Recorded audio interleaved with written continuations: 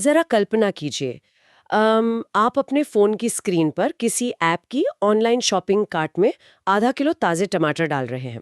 हम्म। फिर थोड़ा नीचे स्क्रॉल करते हैं और उसी कार्ट में एक ब्यूटिशियन का अपॉइंटमेंट भी जोड़ लेते हैं। हाँ, और फिर? और आखिर में बाहर खड़ी साइकिल का पंचर बनाने वाले को भी उसी कार्ट में ऐड कर लेते हैं। सुनने में ये किसी ई कॉमर्स ऐप का बहुत बड़ा तकनीकी ग्लिच लगता है ना? मतलब ऐसा लगता है जैसे 3 अलग-अलग ऐप्स का डेटा आपस में टकरा गया हो। बिल्कुल। ये एक बहुत ही अजीबोगरीब स्थिति लगती है, क्योंकि आमतौर पर हम किराने के सामान के लिए एक अलग ऐप खोलते हैं और कैब के लिए दूसरा, हाँ, सही बात है। और घर के छोटे-मोटे कामों के लिए तो इंटरनेट पर बस नंबर तलाशते हैं। तो बेसिकली हमारी पूरी डिजिटल जिंदगी छोटे-छोटे टुकड़ा में बंटी हुई है, जिसे हम डिजिटल फ्रैगमेंटेशन कह सकते हैं। हमारे पास हर छोटी चीज के लिए एक नया पासवर्ड होता है, एक नया इंटरफेस और एक नया वॉलेट होता है। और ठीक यही वो समस्या है जो आज के हमारे स्रोत दस्तावेजों के केंद्र में है। आज की इस गहरी चर्चा में हम Call and Take Service Private Limited नाम की एक कंपनी के दस्तावेजों का विश्लेषण कर रहे हैं। जो कि बहुत ही दिलचस्प विषय है। बिल्कुल। हमारा मिशन ये समझना है कि कैसे एक single platform local e commerce और हाइपर लोकल सेवाओं को एक साथ जोड़ने का एक बहुत ही महत्वाकांक्षी प्रयास कर रहा है। तो ठीक है, आइए इसे थोड़ा विस्तार से समझते हैं। हाँ, ये समझना जरूरी भी है, क्योंकि जो भी लोग ऐप ओवरलोड या रोजमर्रा के कामों को मैनेज करने की थकान से जूझ रहे हैं, उनके लिए ये देखना बेहद दिलचस्प होगा कि एक प्लेटफॉर्म अनगिनत समाधान का ये सिद्धांत असल जिंदगी में कैसे काम करता है। देखिए, यह महज एक और स्टार्टअप का कैटलॉग नहीं है। जब हम इन दस्तावेजों की गहराई में जाते हैं तो ये स्पष्ट होता है कि ये दरअसल भारत के उस बहुत बड़े असंगठित क्षेत्र, मतलब अनऑर्गेनाइज्ड सेक्टर को तकनीक के माध्यम से एक व्यवस्थित ढांचे में लाने का ब्लूप्रिंट है। एक ट्रैक करने योग्य ढांचे में। हाँ, एकदम सही। कंपनी का विजन सिर्फ सामान बेचना नहीं है, बल्कि एक पूरे स्थानीय बाजार के इकोसिस्टम को डिजिटल रूप देना है। तो चलिए इस इकोसिस्टम के सबसे बुनियादी हिस्से से शुरू करते हैं, जो कि इनका कैटलॉग है। क्योंकि ये मॉडल कितना बड़ा है, ये समझने के लिए हमें ये देखना ही होगा कि वे असल में दे क्या रहे हैं। बिल्कुल, सबसे पहले वहीं से शुरुआत करनी चाहिए। स्रोत में इन्होंने अपनी पेशकशों को कुछ बहुत ही विशिष्ट श्रेणियों में बांटा है।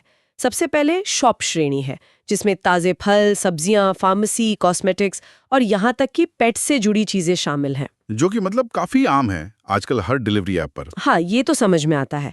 लेकिन फिर आती है सर्विस श्रेणी, जिसमें मेडिकल सर्विस, घर की क्लीनिंग, कैमरा सर्विस और ब्यूटी पार्लर जैसी चीजें हैं। और सूची यहीं खत्म नहीं होती।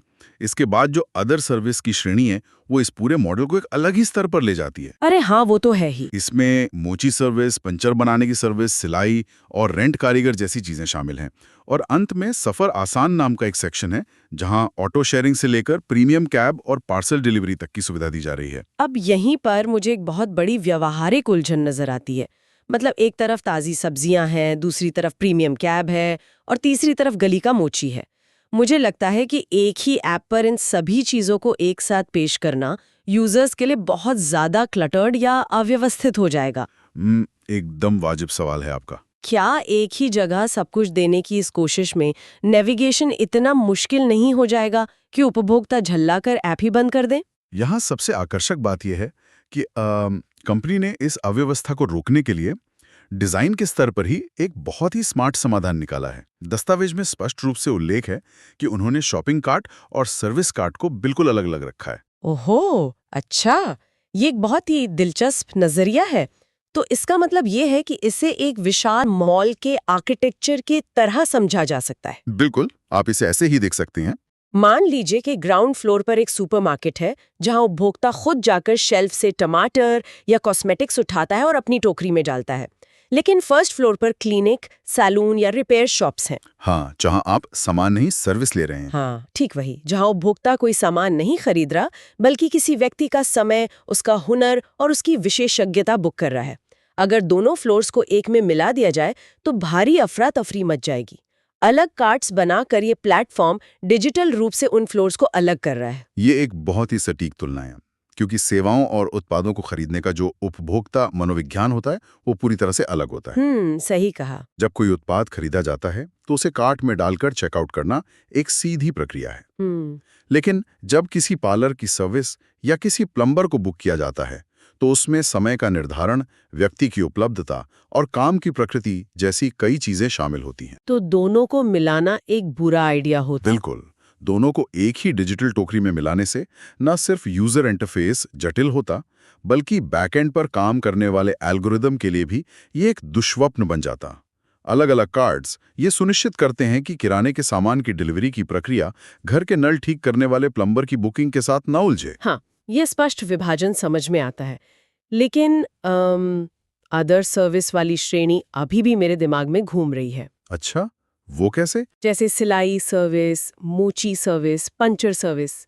ये वो सेवाएं हैं जो पारंपरिक रूप से हमारे मोहल्ले के नुक्कड़ पर किसी पेड़ के नीचे या किसी छोटी सी दुकान में मौजूद रही हैं। इन्हें डिजिटल प्लेटफॉर्म पर लाना उस नगद आधारित असंगठित अर्थव्यवस्था को एक मुख्य धारा की डिजिटल पहचान देने जैसा है। और ये कोई छोटा बदलाव नहीं है। ये भारत की अर्थव्यवस्था के एक बहुत बड़े हिस्से को अनौपचारिक से औपचारिक बनाने की दिशा में एक बड़ा कदम है। वाकई। जिन कारीगरों का काम पहले केवल स्थानीय जान पहचान पर निर्भर करता था, वे अब एक बड़े डिजिटल नेटवर्क का हिस्सा बन रहे हैं, जहां उनकी सेवाओं की रेटिंग हो सकती है और उन्हें एक व्यापक ग्राहक वर्ग मिल सकता है। अलग-अलग कार्ड्स का आइडिया और सेवाओं का ये विस्तार कागज पर बहुत शानदार लगता है, लेकिन यहाँ एक बहुत बड़ा लेकिन है। अच्छा, वो क्या? मान लीजिए कि टमाटर की डिलीवरी में कोई खराबी निकलती है, तो उपभोक्ता उसे वापस कर सकता है या रिफंड मांग सकता है। ये एक सीधी उत्पाद आधारित समस्या है। हाँ, ये तो है। पर अगर ऐप के जरिए घर आया हुआ रेंट, कारीगर, प्लम्बर या सिलाई करने वाला कोई अजनबी सही काम ना करें या उससे भी बदतर, अगर सुरक्षा का कोई मसला खड़ा हो जाए तो क्या? हाँ, ये एक बहुत ही अहम सवाल है। कोई कंप्यूटर एल्गोरिदम या ऐप का इंटरफेस इसकी जिम्मेदारी कैसे ले सकता है? इतनी विविध सेवाओं को केवल तकनीक के भरोसे नहीं छोड़ा जा सकता। और यही वो बिंदु है जहां ये मॉडल एक साधारण टेक स्टार्टअप से अलग दिशा लेता है। अगर हम स्रोत दस्तावेज के अबाउट अस पेज को देखें, तो वहां सिर्फ कंपनी के संस्थापक और सीईओ संजीव कुमार दिवाकर के विजन का ही जिक्र नहीं है, बल्कि कुछ ऐसा है जो आमतौर पर ई-कॉमर्स प्लेटफॉर्म्स पर देखने को नहीं मिलता। हाँ, यहाँ बात सच में बहुत दिलचस्प हो जाती है। मैंने भी उस हिस्से पर गौर किया। आपने देखा होगा कि वहां और भी लोगों के नाम हैं। बिल्कुल। आमतौर पर कंपनियों की वेबसाइट पर एक जेनेरिक इन्फो या सपोर्ट वाली ईमेल आईडी होती है, लेकिन कॉल इन टेक के दस्तावेज में एचआर मैनेजर आदिल सिद्दीकी और सॉफ्टवेयर मैनेजर शेष जायसवाल के नाम प्रमुखता से दिए गए हैं। और सिर्फ नाम ही नहीं, बल्कि उनके सीधे संपर्क के लिए पर्सनल मोबाइल नंबर्स वहां मौजूद हैं। हाँ, मुझे लगता है कि एचआर का नंबर सीधे तौर पर सार्वजनिक डोमेन में देना सिर्फ पारदर्शिता का दिखावा नहीं है। क्या ये टियर 2 और टियर 3 शहरों के उपभोक्ताओं के अंदर के उस डर को खत्म करने का एक मनोवैज्ञानिक तरीका हो सकता है, जो किसी अजनबी को घर बुलाने से पहले महसूस होता है? अगर हम इसे व्यापक संदर्भ से जोड़कर देखें, तो हमें कंपनी की ताकत वाले हिस्से पर ध्यान देना होगा।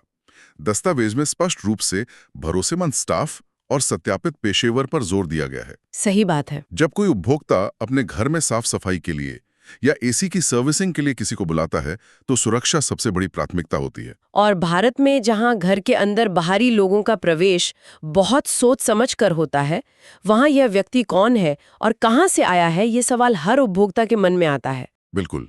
एचआर मैनेजर का नाम और सीधा नंबर सार्वजनिक रूप से उपलब्ध कराना इस बात का एक बहुत बड़ा संकेत है कि कंपनी बैकग्राउंड वेरिफिकेशन को कितनी गंभीरता से ले रही है। मतलब वो जिम्मेदारी ले रहे हैं। हाँ, ये उपभोक्ताओं से कह रहा है कि हम सिर्फ एक मध्यस्थ नहीं हैं जो दो लोगों को मिला रहे हैं, हम एक ऐसी संस्था हैं जो जिम्मेदारी ले रही है।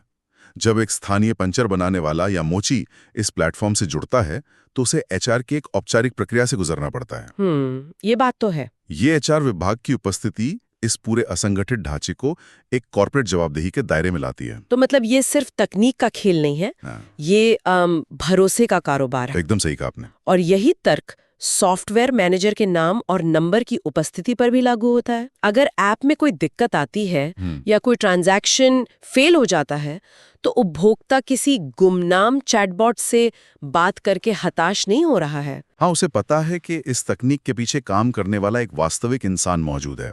ये पारदर्शिता की एक ऐसी परत है जो विशेष रूप से उन यूजर्स के लिए बहुत महत्वपूर्ण है जो ई-कॉमर्स या डिजिटल सेवाओं की दुनिया में नए हैं। बिल्कुल। जो पहली बार ऑनलाइन सेवाओं पर भरोसा करना सीख रहे हैं, उनके लिए जानना कि लाइन के दूसरी तरफ एक वास्तविक व्यक्ति बैठा है, बहुत बड़ी राहत की बात होती है। अब जब हम तकनीक, यूजर अनुभव और भरोसे की बात कर ही रहे हैं, तो चलिए विजन और मानव संसाधन से आगे बढ़कर सीधे यूजर के वास्तविक अनुभव की ओर मुड़ते हैं। हाँ, ये भी बहुत जरूरी पहलू है। क्योंकि कोई भी विजन या एचआर टीम तब तक सफल नहीं हो सकती जब तक प्लेटफॉर्म की तकनीक जमीनी स्तर पर काम न करे। जमीनी हकीकत पर तकनीक का प्रदर्शन ही किसी भी ऐप की असली परीक्षा होती है। दस्तावेज में बताया गया है कि यूजर्स को अपने नजदीकी उत्पादों और डिलीवरी के विकल्पों को देखने के लिए अपनी लाइव लोकेशन इनेबल करनी होती है।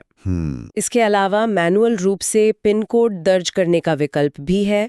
सफर आसान जैसी सेवाओं के लिए ड्रॉप लोकेशन चुनना और विभिन्न सेवाओं के लिए वेरिएंट सिलेक्ट करने जैसी काफी एडवांस्ड डिजिटल ट्रैकिंग और नेविगेशन की सुविधाएं इस प्लेटफॉर्म में मौजूद हैं। और इनकी टैगलाइन भी काफी दिलचस्प है। हाँ बिल्कुल, इनकी एक बहुत ही स्पष्ट टैगलाइन है, आज बुक या शॉप करें, कल आराम करें। तो आखिर इन सब का क्या मतलब है? आप किस संदर्भ में पूछ रही हैं? मेरा सवाल यह है कि जब इस प्लेटफॉर्म के बैकएंड में live location API, drop location tracking और वेरिएंट सिलेक्शन जैसी इतनी आधुनिक और ऑटोमेटेड सुविधाएं मौजूद है, तो फिर कंपनी का नाम कॉलेंटेक क्यों रखा गया है? अच्छा, आप नाम की बात कर रही हैं? हाँ, ये नाम सुनकर ऐसा लगता है जैसे ये कोई पुराना कॉल सेंटर हो, और वेबसाइट पर भी उनके हेल्पलाइन नंबर्स बहुत ही प्रमुखता से डिस्प्ले किए गए हैं। क्या ये नाम और इतनी उन्नत तकनीक के बीच एक विरोधाभास नहीं है? देखने में तो ऐसा ही लगता है। मुझे लगता है कि ये नाम महज एक इत्तेफाक नहीं है, बल्कि जानबूझकर रखा गया है ताकि उन लोगों को जोड़ा जा सके जो स्क्रीन पर 10 बटन दबाने से घबराते हैं। क्या ऐसा हो सकता है कि ये एक सोची समझी रणनीति हो? बिल्कुल, यही इस पूरे मॉडल का सबसे दिलचस्प और रणनीतिक हिस्सा है। अगर हम भारतीय उपभोक्ता के मनोविज्ञान को गहराई से समझें, तो ये विरोधाभास दरअसल एक बहुत ही स्मार्ट व्यावसायिक कदम है। वो कैसे? देखिए, भारत में डिजिटल साक्षरता यकीनन बहुत तेजी से बढ़ रही है, लेकिन एक बहुत बड़ा उपभोक्ता वर्ग, खास तौर पर जो महानगरों के बाहर रहता है, आज भी डिजिटल ट्रांजैक्शन को लेकर थोड़ा आशंकित रहता है। हाँ, पैसा कट गया और प्लम्बर नहीं आया तो क्या होगा, ये डर बहुत आम है। सही कहा। इस वर्ग के लिए ऐप के मेनू में नेविगेट करना, अलग-अलग वेरिएंट्स की तुलना करना, कार्ट में जाना और फिर ऑनलाइन पेमेंट गेटवे के जरिए भुगतान करना एक बहुत ही जटिल और तनावपूर्ण प्रक्रिया हो सकती है। हाँ, कई लोगों के लिए ये बहुत भारी काम होता है। तो वे इसके बजाय सीधे एक हेल्पलाइन नंबर पर फोन घुमाना और किसी इंसान से बात करके अपनी जरूरत बताना ज्यादा सुविधाजनक मानते हैं। उन्हें उस मानवीय आवाज से तसल्ली चाहिए होती है जो कहे, हाँ, आपका पता नोट कर लिया है, 1 घंटे में मैकेनिक पहुंच जाएगा। ये हमारा बहुत ही पारंपरिक तरीका रहा है हाँ। ना, भैया जरा एक आदमी भेज देना, घर का पंखा खराब हो गया है। ये बातचीत हमारे डीएनए में है और कंपनी इस बात को बहुत अच्छी तरह समझती है। कॉलेंटेक का नाम और प्रमुखता से दिए गए हेल्पलाइन नंबर इसी पारंपरिक उपभोक्ता व्यवहार को संबोधित करते हैं। मतलब ये एक ब्रिज का काम कर रहा है। हाँ, ये तकनीक और पारंपरिक ग्राहक सेवा के बीच एक शानदार पुल का काम कर रहा है। उनके पास ऑनलाइन बुकिंग सिस्टम और ड्रॉप लोकेशन की तकनीक उन लोगों के लिए जो पूरी तरह से डिजिटल फर्स्ट पीढ़ी के हैं। और बाकी लोगों के लिए फोन कॉल। बिल्कुल, जो लोग अभी भी मानवीय बातचीत पर भरोसा करते हैं, वे सिर्फ एक कॉल के जरिए भी उसी सेवा का लाभ उठा सकते हैं। यह कस्टमर एक्विजिशन की लागत को कम करने और बाजार के एक बहुत बड़े हिस्से पर कब्जा करने की एक दोहरी रणनीति है। ये वाकई एक मास्टर स्ट्रोक है। आप ऐप के जरिए लाइव लोकेशन ट्रैक कर सकते हैं, लेकिन शुरुआत आप सिर्फ एक फोन कॉल से कर सकते हैं। हाँ, एकदम सही पकड़ा आपने। और ये आज बुक या शॉप करें, कल आराम करें वाली टैगलाइन भी इसी बात को पुष्ट करती है। ये सिर्फ लॉजिस्टिक्स या जल्दी सामान पहुंचाने के बारे में नहीं है, ये उपभोक्ताओं को मानसिक शांति बेचने के बारे में है। बिल्कुल। कल आराम करें का सीधा सा मतलब है कि उपभोक्ता को अब अपना पूरा रविवार किसी अच्छे कारपेंटर को खोजने या सब्जी मंडी में मोलभाव करने में बर्बाद नहीं करना पड़ेगा। सिस्टम ने वो जिम्मेदारी अपने कंधों पर ले ली है। और जब एक ही प्लेटफॉर्म किराने से लेकर कारपेंटर तक सब कुछ संभाल लेता है, तो उपभोक्ता के लिए आराम सिर्फ एक विज्ञापन का नारा नहीं, बल्कि एक वास्तविक अनुभव बन जाता है। तो अगर हम इस पूरी विस्तृत चर्चा को समेटें, तो ये बात शीशे की तरह साफ हो जाती है कि कॉलेंटेक सर्विस प्राइवेट लिमिटेड का ये दस्तावेज केवल एक कंपनी का साधारण प्रोफाइल या सेवाओं की सूची नहीं है। हाँ, ये उससे कई बढ़कर है। ये इस बात का एक बहुत ही व्यवहारिक ब्लूप्रिंट है कि कैसे रोजमर्रा की छोटी छोटी जरूरतें और हमारी दैनिक भागदौड़ को एक ही डिजिटल छतरी या यूं कहें कि एक सुव्यवस्थित डिजिटल मॉल के नीचे लाया जा रहा है। उन्होंने शॉपिंग कार्ट और सर्विस कार्ट को अलग रखकर एक बहुत बड़ी तकनीकी और डिजाइन संबंधी बाधा को पार किया है। एचआर टीम और सॉफ्टवेयर लीडर्स के सीधे संपर्क सार्वजनिक करके उन्होंने उस भरोसे की नींव रखी है जो किसी भी घर आधारित सेवा के लिए सबसे जरूरी है। और सबसे बड़ी बात, उन्होंने कॉल की पारंपरिक सुविधा को टेक की आधुनिक तकनीक के साथ मिलाकर एक ऐसा मॉडल तैयार किया है जो भारत की जमीनी हकीकत से जुड़ा हुआ है। बिल्कुल। एक महत्वपूर्ण सवाल खड़ा होता है। ये मॉडल हमें सोचने पर मजबूर करता है कि कैसे भारत का पारंपरिक नगद आधारित और असंगठित बाजार अपनी जमीनी उपयोगिता खोए बिना आधुनिकीकरण की ओर बढ़ रहा है। हाँ, ये एक बहुत बड़ा शिफ्ट है। मोची, पंचर बनाने वाला या सिलाई करने वाला कारीगर, जिन्हें कभी किसी कॉर्पोरेट ढांचे, एचआर पॉलिसी या डिजिटल बैकग्राउंड वेरिफिकेशन का हिस्सा नहीं माना गया, वे अब एक औपचारिक अर्थव्यवस्था का हिस्सा बन रहे हैं। वाकई यह सिर्फ एक ई-कॉमर्स प्लेटफॉर्म की कार्यप्रणाली का दस्तावेज नहीं है। ये पूरी एक स्थानीय अर्थव्यवस्था के फॉर्मल होने और मुख्यधारा की डिजिटल अर्थव्यवस्था में शामिल होने की प्रक्रिया का एक जीवंत उदाहरण है। ये एक बहुत ही शक्तिशाली और दूरदर्शी विचार है कि कैसे तकनीक हमारे आसपास के सबसे साधारण और पारंपरिक व्यवसायों को एक नया व्यवस्थित रूप दे सकती है। इस मॉडल से कारीगरों को बेहतर काम मिलेगा और उपभोक्ताओं को सुरक्षा और सुविधा। बिल्कुल सही। लेकिन इस पूरी चर्चा और इन दस्तावेजों के विश्लेषण के बाद मेरे दिमाग में एक और विचार आ रहा है। एक ऐसा विचार जो इन स्रोत दस्तावेजों के किसी पन्ने पर नहीं लिखा है, लेकिन जो हमारी आज की इस बातचीत से बहुत ही स्वाभाविक रूप से उपजता है। वो क्या है? जरा सोचिए, जब गली मोहल्ले की हर छोटी सेवा, जैसे कि जूते गांखने वाला पुराना मोची, चौराहे पर साइकिल का पंचर बनाने वाला लड़का या गली के नुक्कड़ पर बैठने वाला दर्जी, तकनीक, एचआर और डिजिटल बुकिंग के इस बहुत ही व्यवस्थित और कॉर्पोरेट दायरे में आ जाएगा, तो क्या हमारे स्थानीय बाजारों का पारंपरिक सामाजिक ताना बाना हमेशा के लिए बदल जाएगा? ये एक बहुत ही गहरी बात है। जब हर छोटी बड़ी सेवा सीधे हमारे घर के दरवाजे पर आने लगेगी और हमें उस सेवा को पाने के लिए सिर्फ एक फोन कॉल या ऐप पर एक क्लिक करना होगा, तो क्या हम उस पड़ोस के बाजार में शाम को टहलने का अनुभव खो देंगे? शायद। वो अनुभव जहां हम मोल भाव करते थे, जहां स्थानीय कारीगरों से हमारी रोजमर्रा की छोटी छोटी बातें और एक व्यक्तिगत जान पहचान होती थी, क्या पूरी तरह से डिजिटल, सुरक्षित और सुविधाजनक होने की कीमत हमारे मोहल्ले की उस पुरानी गर्मजोशी से भरी इंसानी जान पहचान को चुकाकर मिलेगी? ये सोचने वाली बात है। क्या ये सुविधा हमारे समाज को ज्यादा व्यवस्थित बनाएगी या हमें एक दूसरे से थोड़ा और दूर कर देगी?